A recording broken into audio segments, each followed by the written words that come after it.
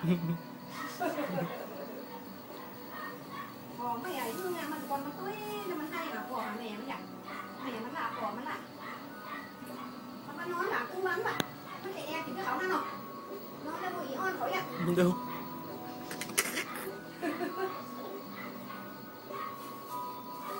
เดี๋ยวเขาซื้อมาอยากเขาไปเอาอย่างนี้สักหัวแบบเปียเดี๋ยวเปียกินอาหารร้อนเนี้ยอ่ะ ก็ยังกินนะ มันอินมันอะโอ้โหมันอยู่กับอินเขาอ่ะมันมีความกินอาหารต่างๆพวกนี้ ต้องยัดใส่ปากเลยเหรอ ฉันแค่ว่าถามว่าคุณต้องการอะไร กินข้าวอย่างน่ะ คุณจะไปตลาดดีเลยงั้น ดู ฉันขอไปเดินตลาดด้วยคนได้ไหม ต้องป้อนนะแม่ ต้องป้อนทุกวันเล ต้อง ย ป้อนว่า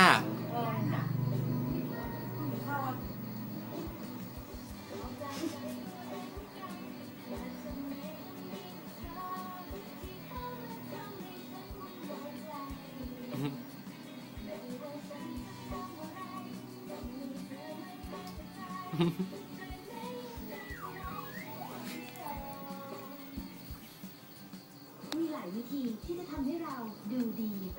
เลือกกินของดีๆมีคุณค่าจากธรรมชาติออกกำลังกาย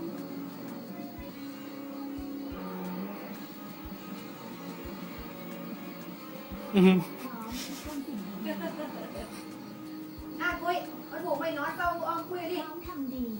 ผูกไปคุยนอนมันจะนั่งเฝ้ามันจะไปเอวไม่เอว ทุกคนดู คุ ดี ยมานะมันรบหนึ่งจะนั่งเฝ้าคุยข้ามอ่ะนะอาหาร30ก่อนเนี่ยคือมันเนี่ย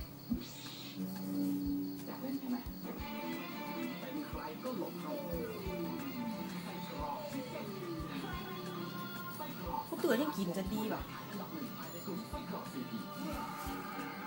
กินไม่พงแล้วค่ะ มึงมากินคนเดียวกะ กิน แต่ถ้าเป็นหัวปลาดุกปิ้งปลานี้เนี่ยนี่กิน ถ้าเอาป่านนี้มือที่เกินตัวไหนว่าดูไหนรวมแล้วเนี่ย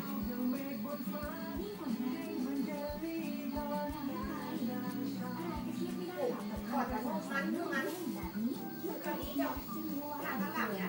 ถ้าหมูมันถอดก็มันตรงกินปลาทูมัน มึงหันหน้ามานี่กะนะฮะกูมันกินแล้วแบบ เมื่อไหร่ได้กินได้ของมานะคุยซาปลาทูที่ปลาบะซาพิถึงหรือเปล่า